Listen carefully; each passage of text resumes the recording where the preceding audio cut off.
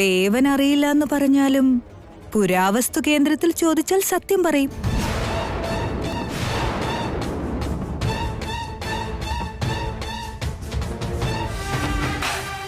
ഈ വീട്ടിലുള്ളവർക്ക് നിന്റെ കാര്യത്തിൽ ഭയങ്കര വിശ്വാസമാ. അതുകൊണ്ടാ നിന്നെ സംശയിക്കാൻ പോലും എല്ലാരും മടിക്കുന്നത്. പക്ഷേ ഇനി നീ സത്യം പറഞ്ഞേ മതിയാകൂ.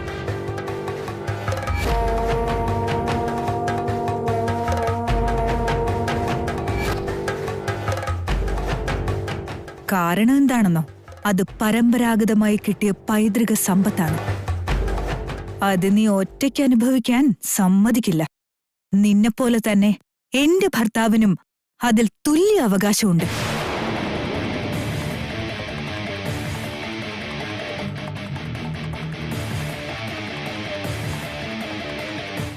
ഊർമിളേ, ഏതാ സത്യം എന്നറിയാതെയാ നീ ഇങ്ങനെ വെറുതെ അവനെ സംശയിക്കുന്നത്? അതെ, ഒന്നും മിണ്ടാതിരിക്കാൻ പറ്റുമോ? 1000 10,000 അല്ല, കോടികളുടെ സമ്പത്താണ്. അതിൽ പകുതി നിങ്ങൾക്കും അവകാശപ്പെട്ടതാ.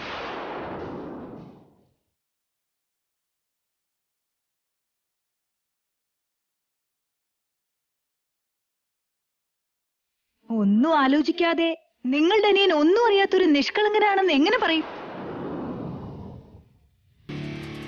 കുറെ കാലമായില്ലേ അനങ്ങാൻ പറ്റാതെ ഇവിടെ ഇരിക്കുന്നു. അതേപോലെ നിങ്ങളുടെ നാവും അനക്കാതെ വെച്ചിരുന്നാ നിങ്ങൾക്ക് കൊള്ളാം.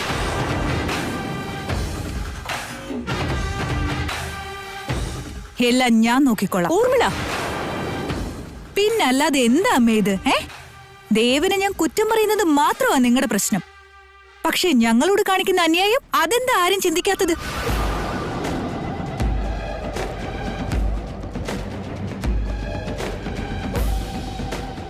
മാത്രമല്ല, പുരാവസ്തു കേന്ദ്രത്തിൽ നിന്ന് എന്താ പറഞ്ഞതെന്ന് എല്ലാരും കേട്ടതല്ലേ? ആ സമ്പത്തെല്ലാം അടുത്ത തലമുറയ്ക്ക് കിട്ടാൻ പാടുള്ളൂ അത്രേ. എന്നുവെച്ചാ അവർക്ക് ജനിക്കാൻ പോകുന്ന കുഞ്ഞിന്. അപ്പൊ അത് ഞങ്ങളോട് കാണിക്കുന്ന ചതിയല്ലേ അമ്മേ?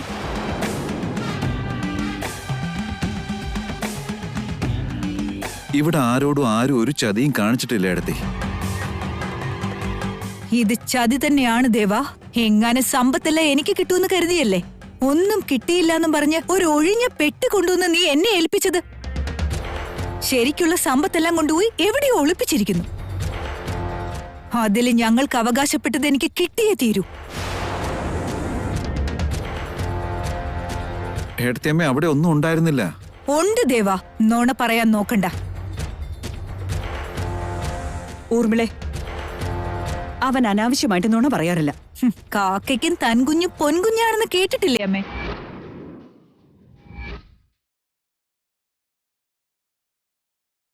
പക്ഷേ അത്യാഗ്രഹം തലയ്ക്ക് പിടിച്ച ആരും നുണ പറഞ്ഞു പോകും.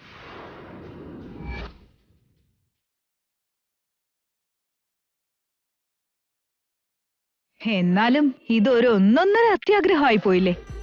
അത്രയും കോടികളുടെ സമ്പത്ത് അതിൽ കുറച്ച് ഞങ്ങൾ കൂടി കിട്ടിയ നിനക്കെന്താ? എന്റെ കാര്യം പരിഗണിക്കണം ദേവ, എനിക്കും അതിൽ അവകാശമുണ്ട്. നിർത്തട എല്ലാരും.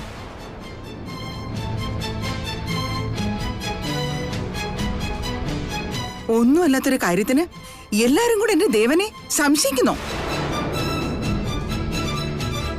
നിങ്ങൾ പറയുന്നത് സത്യമാണെങ്കിൽ എവിടെയാണ് അവനത് ഒളിപ്പിച്ചെന്ന് അറിഞ്ഞിട്ട് മാത്രം അവനെതിരെ പഴി പറഞ്ഞാ മതി. അത് ഞങ്ങളുടെ പണി അല്ലല്ലോ ഇന്ദു അമ്മേ. ദേവനാ അത് ചെയ്യേണ്ടത്. പക്ഷെ അവര് സത്യം പറയില്ലല്ലോ. നിങ്ങൾക്കെല്ലാവർക്കും അവന്റെ വാക്ക് വേദവാക്ക്.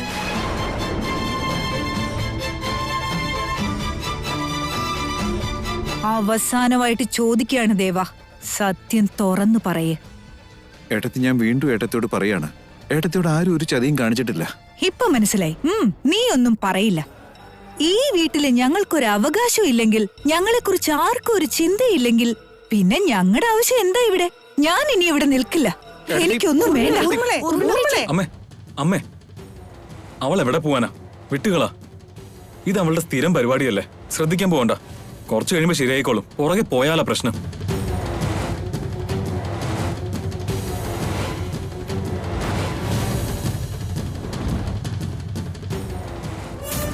ദേവനെ ആരും അവിശ്വസിക്കില്ലെന്ന് എനിക്കറിയായിരുന്നു. എന്താ ഈ ചാനൽ കാണിക്കുന്നത്? അയ്യോ, ഒന്നും ചെയ്യല്ലേ. അയ്യോ ഊർമിള, ഞാൻ പറയുന്നൊന്ന് കേക്ക്.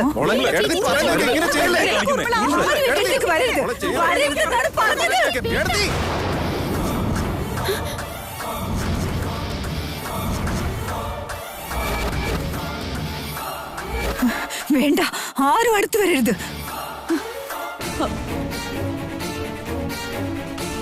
ആരെങ്കിലും ഒരു ചൂട് മുന്നോട്ട് വെച്ച അപ്പൊ ഞാൻ കത്തിച്ചാമ്പലാവും.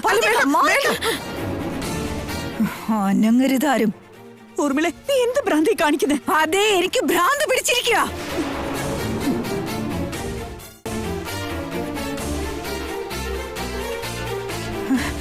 ദേവാ, ഇനിയെങ്കിലും സത്യം പറയില്ലെങ്കിൽ ഞാൻ ഇപ്പൊ കത്തിക്കും. എടുത്തി, ഞാൻ പറയുന്നത് സത്യമാണ്. അത് സത്യമല്ലെന്ന് എനിക്കറിയാം ദേവാ. ഊർമിളെ, നീ ആ തീപ്പെട്ടി ആദ്യം താഴെയിട്. എല്ലാം നമുക്ക് സംസാരിച്ചു തീർക്കാലോ. ഇനി സാവധാനം കാണിക്കാൻ ഇവിടെ ഒന്നും ബാക്കിയില്ല അച്ഛാ.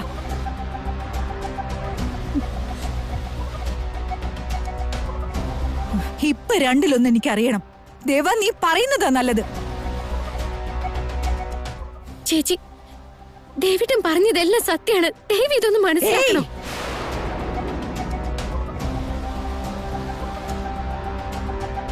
നീ ഇതിൽ ഇടപെടാൻ നോക്കണ്ട. ഇതെല്ലാം അവന് പഠിപ്പിച്ചു കൊടുത്തത് നീയാ. ദേവൻ പണ്ടിങ്ങനൊന്നും ആയിരുന്നില്ല. അവനെ ഇത്രയും സെൽഫിഷ് ആക്കി മാറ്റിയത് നീയാണ്.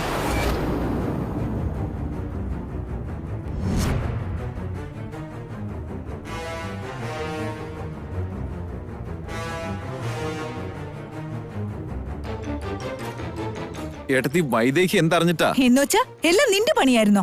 എന്നാ പിന്നെ അത് പറ. ഏട്ടത്തി, മര്യാദയ്ക്ക് പറഞ്ഞു. എന്നെ വിലക്കിയിട്ട് കാര്യമില്ല. ദേവനോട് സത്യം എന്താണെന്ന് പറയാൻ പറ.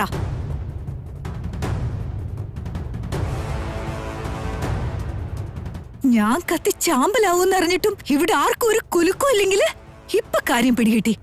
ഇവള് ചത്തൊടുങ്ങുന്നെങ്കിൽ ഒടുങ്ങട്ടെ, നമുക്കെന്ത് ചെയ്തെന്നല്ലേ എല്ലാവർക്കും. എനിക്ക് മനസ്സിലായി. ചേച്ചി, എന്നാ ഞാൻ ഇപ്പൊ കാണിച്ചു തരാം.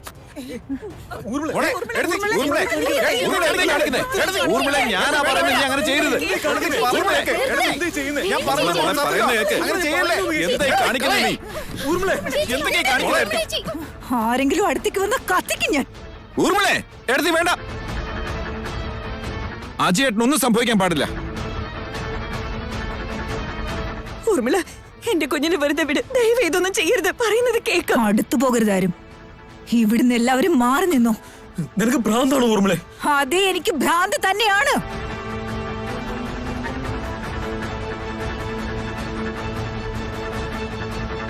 മര്യാദയ്ക്ക് മാറിക്കോ. എല്ലാരും മാറിക്കോ. ആരെങ്കിലും അടുക്കാൻ ശ്രമിച്ചാ ആദ്യം ഞാൻ അജയനെയാണ് കത്തിക്കുക.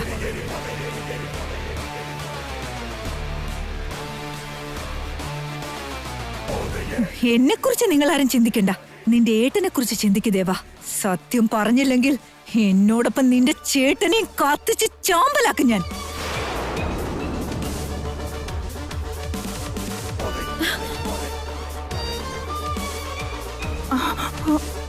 ഊർമിളെ, അവന് വെറുതെ വിട്ടേക്ക്.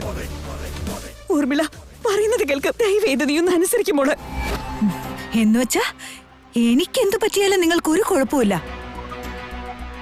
എന്നെ വിലക്കാൻ ശ്രമിക്കുന്നതിനേക്കാൾ ദേവനോട് സത്യം പറയാൻ പറ. നഷ്ടപ്പെട്ട ആഭരണങ്ങൾ കണ്ടുപിടിക്കാൻ ഞാൻ പെടാപ്പാട് പെടുക. ഞാനിനി എന്ത് സത്യം പറയണമെന്ന് ഊർമിളയെടുത്ത് പ്രതീക്ഷിക്കുന്നേ? ദേവാ, ഞാൻ അവസാനമായിട്ട് നിന്നോട് ചോദിക്കുക, നീ സത്യം പറയുന്നുണ്ടോ? എന്താ ഉണ്ടായെന്ന് ഞാൻ പറയാം.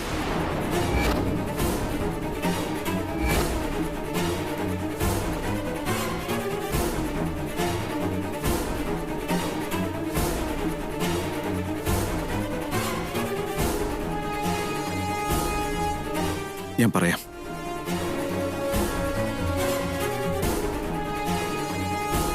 പക്ഷെ അതിനേക്കാളൊക്കെ മുമ്പ് നിങ്ങളോടൊക്കെ മറ്റൊരു കാര്യം പറയാനുണ്ട്.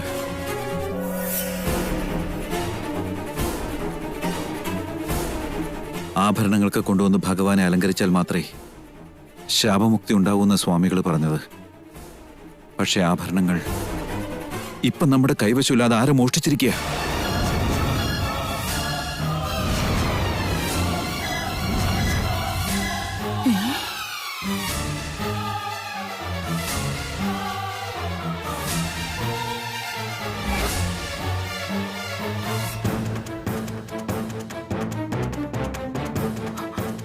എന്താ ദേവ ഈ പറയുന്നേ? സത്യമാണ് എന്തു. അന്ന് നിലമാളിയെ കടന്ന് ആരോ അത് മോഷ്ടിച്ചുകൊണ്ട് പോയി.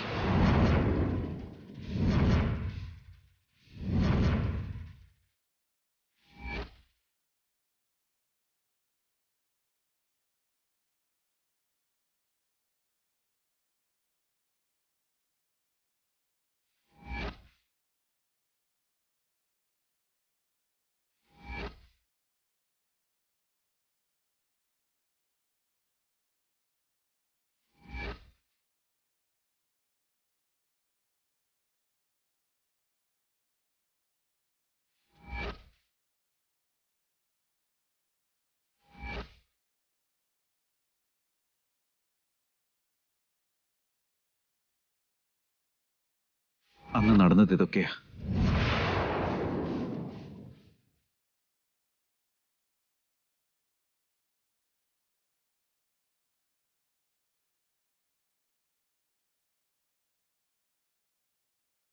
ആരാ ഇത് ചെയ്തേന്ന് വല്ലവും അറിയില്ല അച്ഛാ. പക്ഷെ ഈ വിവരം അറിഞ്ഞാ നിങ്ങൾക്കെല്ലാവർക്കും വിഷമാകുമല്ലോ എന്ന് ഓർത്തിട്ടാ ഞാൻ ആ പെട്ടിയിൽ ഒരു കല്ലെടുത്ത് വെച്ച് താഴിട്ട് പൂട്ടി അച്ഛന്റെ മുമ്പിലേക്ക് കൊണ്ടുവന്നേ.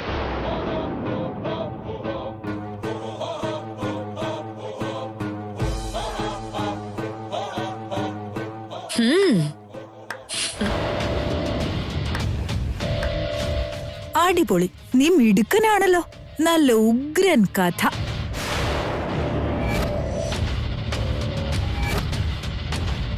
എന്നാ പിന്നെ ആ പൈതൃക സമ്പത്തിനെ കുറിച്ച് എന്തെങ്കിലും ഒരു കഥ ഉണ്ടാക്കി പറ.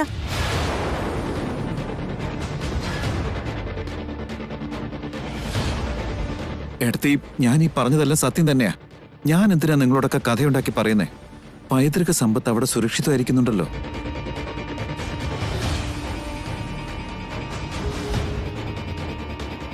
പിന്നെ എന്തുകൊണ്ടത് പുറത്തേക്ക് കൊണ്ടുവന്നില്ല? അതിന് കാരണമുണ്ട്. ഭഗവാന്റെ ആഭരണങ്ങൾ ഭഗവാന് തന്നെ തിരിച്ചു നൽകാതെ നമ്മുടെ സമ്പത്ത് മാത്രം പുറത്തെടുത്താൽ അനിഷ്ടങ്ങളുണ്ടാകും. അതുകൊണ്ടാണ് ഞാനത് അവിടെ തന്നെ വെച്ചത്.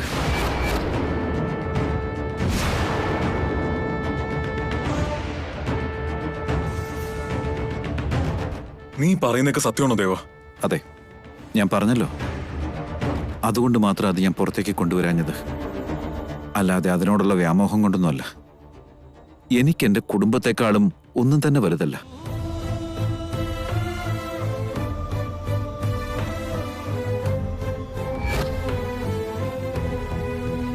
അങ്ങനെയാണെങ്കിൽ ശാപവിമോചനം കിട്ടിയിട്ടില്ലെന്നല്ലേ അർത്ഥം? അല്ലച്ച, അതൊക്കെ നടന്നോളും. എങ്ങനെയെങ്കിലും ഞാൻ ആ ആഭരണങ്ങൾ കണ്ടെടുക്കുവച്ച അങ്ങനെ ശാപവിമോചനവും ഉണ്ടാവും.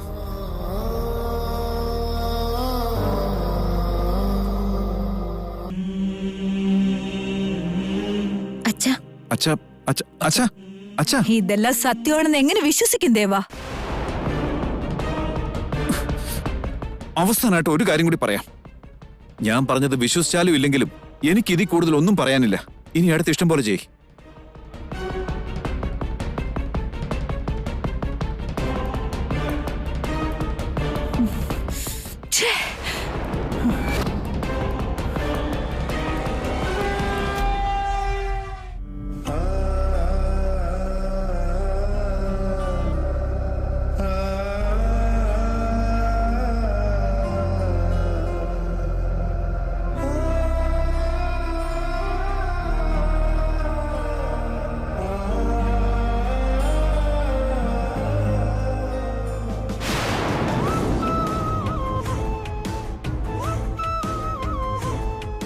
പക്ഷെ ആഭരണങ്ങൾ ഇപ്പൊ നമ്മുടെ കൈവശമില്ലാതെ ആരും മോഷ്ടിച്ചിരിക്കുക. ശിവപാർവതിമാരുടെ അലങ്കാരം നടക്കുന്നതുവരെ, നിത്യപൂജ തുടങ്ങുന്നതുവരെ ശാപം ശാപമായി തന്നെ തുടരും. ആപത്തുകളും തുടർന്നുകൊണ്ടിരിക്കും. മരണം പിന്തുടർന്നുകൊണ്ടേയിരിക്കും.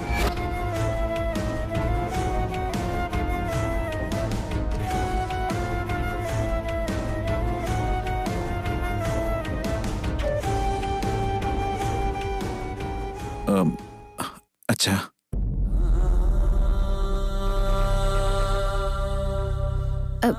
അച്ഛാ, എന്നോട് ക്ഷമിക്കണോ അച്ഛാ? ഇത് ഞാൻ നേരത്തെ അച്ഛനോട് പറയേണ്ടതായിരുന്നു. പക്ഷെ പറഞ്ഞതേ കണ്ടില്ലേ, അച്ഛൻ ഇങ്ങനെ വിഷമിക്കുമല്ലോ എന്നോർത്താ പറയാതിരുന്നേ. പക്ഷെ ഇതൊന്നും ഞങ്ങൾ മനഃപൂർവ്വം ചെയ്തതല്ല അച്ഛ. മറ്റൊരു മാർഗവും ഇല്ലാത്തോണ്ട് പറ്റിപ്പോയതാ. ഞങ്ങളോട് ക്ഷമിക്കണോ അച്ഛ? ശാപവിമോചനത്തിന് വിധിയില്ലെന്നാണ് നിയോഗമെങ്കിൽ നിങ്ങൾക്കതിൽ എന്ത് ചെയ്യാൻ കഴിയും?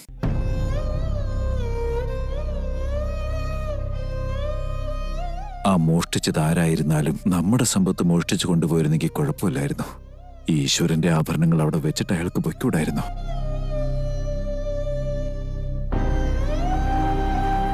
ശാപവിമോചനം കിട്ടാതെ നമ്മുടെ വംശത്തിന് അന്ത്യം കുറിക്കുകയാണെങ്കിൽ പിന്നെ എത്ര സമ്പത്തുണ്ടായിട്ടും അതുകൊണ്ട് എന്താ പ്രയോജനം?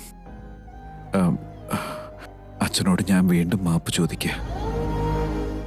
പൈതൃക സമ്പത്തെല്ലാം അവിടെ ഉണ്ടെന്ന് പറഞ്ഞതും നുണ തന്നെ അച്ഛ.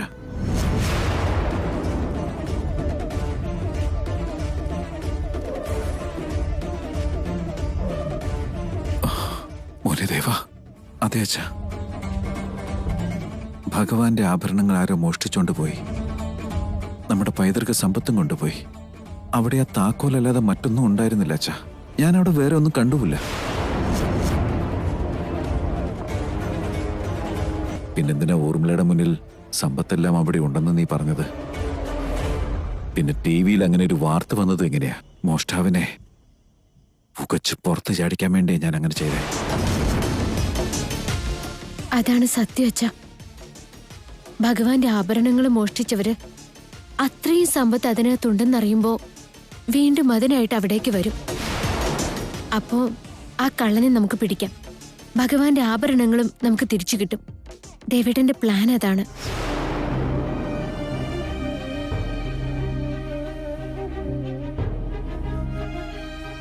നിലമാളികയിലെ സമ്പത്തിനെ കുറിച്ച് ആർക്കാണ് അറിവുള്ളത്? ആരായിരിക്കും ഇതിന്റെ പിന്നില്? നമ്മളെക്കുറിച്ച് നന്നായിട്ട് അറിയുന്ന ആരെങ്കിലും ആയിരിക്കണം. മാത്രമല്ല, മറ്റാർക്കും ഇങ്ങനെയൊരു കാര്യം അറിയുക പോലുമില്ല. നമ്മുടെ കൂട്ടത്തിലുള്ളവരിൽ ഇങ്ങനെയൊരു സാഹസം കാണിക്കാൻ ആരാണ് മുതിരുക? അതാര് വേണമെങ്കിലും ആവാ അച്ഛ. മോഷ്ടാവ് വീട്ടിലാണെങ്കിൽ ഭഗവാനെ പോലും പിടിക്കാൻ പറ്റില്ല എന്നാ പറയാം. പക്ഷേ ഇവിടെ ഇപ്പോ ഭഗവാന്റെ ആഭരണങ്ങളല്ലേ മോഷ്ടിച്ചോണ്ട് പോയത്. അതാരാണെന്ന് കണ്ടുപിടിക്കണോ അച്ഛ? അന്ന് നമ്മളോടൊപ്പം അമ്പലത്തിലുണ്ടായിരുന്ന ആരോ ഒരാൾ തന്നെയായിരിക്കണോ അത്? അന്ന് അമ്പലത്തിൽ കൂടി ഉണ്ടായിരുന്നത് നമ്മുടെ കുടുംബത്തിലുള്ളവർ മാത്ര. പിന്നെ ആ പൂജാരിമാരും ഗുരുക്കളും ഗുരുക്കളുടെ ശിഷ്യന്മാരും. അങ്ങനെയുള്ളപ്പോ ഇവരെ ആരെയും നമുക്ക് സംശയിക്കാൻ പറ്റില്ല. അതുകൊണ്ട് അച്ഛാ, അവരായിട്ട് തന്നെ പുറത്തു വരാൻ വേണ്ടി ഞാൻ ഇങ്ങനെ ഒരു കളി കളിച്ചത്. അവര് TV-യിലെ ന്യൂസ് കണ്ടിട്ട് തീർച്ചയായിട്ടും ബാക്കി ആഭരണം എടുക്കാൻ വന്നിരിക്കും. ഞാനിങ്ങനെ നുണ പറഞ്ഞതും അതിനാ. എത്രയും പെട്ടെന്ന് അവരെ പിടിക്കണോ അച്ഛ? ഭഗവാന്റെ ആഭരണങ്ങൾ തിരിച്ചു കൊടുക്കണം. എന്നാലേ ശാപമോചനം കിട്ടും.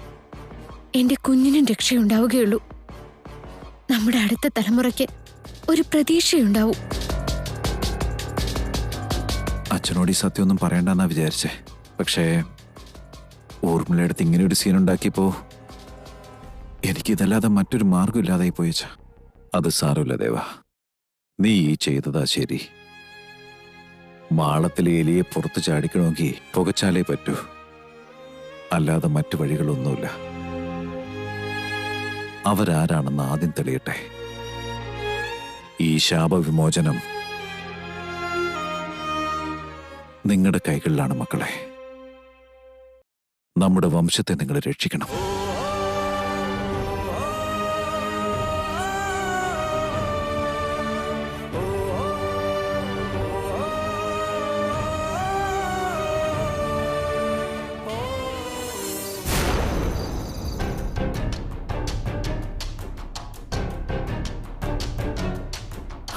ഇതുവരെ ഈ വീഡിയോ 1 കോടി ആളുകളാ കണ്ടിരിക്കുന്നേ. അപ്പം മോഷണം നടത്തിയ വ്യക്തിയും ഉറപ്പായും കണ്ടിട്ടുണ്ടാവും. ഇതിനോടകം ഫോൺ വിളിക്കേണ്ടതായിരുന്നല്ലോ. എന്തോ ഒരു അനക്കൂലാത്തെ.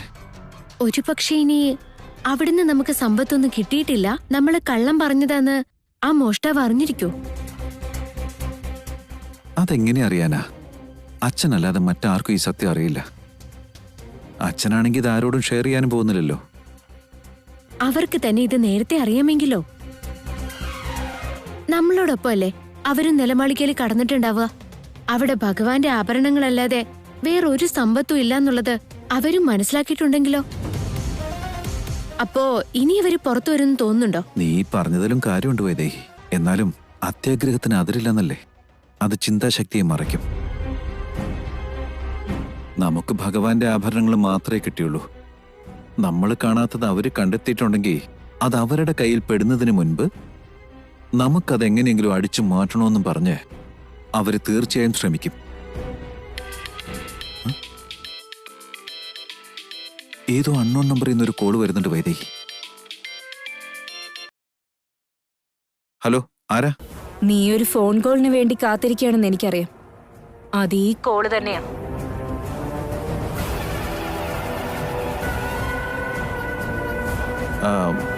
ഇത് ആരാ നിങ്ങള്? ഞാൻ ആരാ എന്താന്നൊന്നും നീ അറിയണ്ട. നിന്റെ വംശ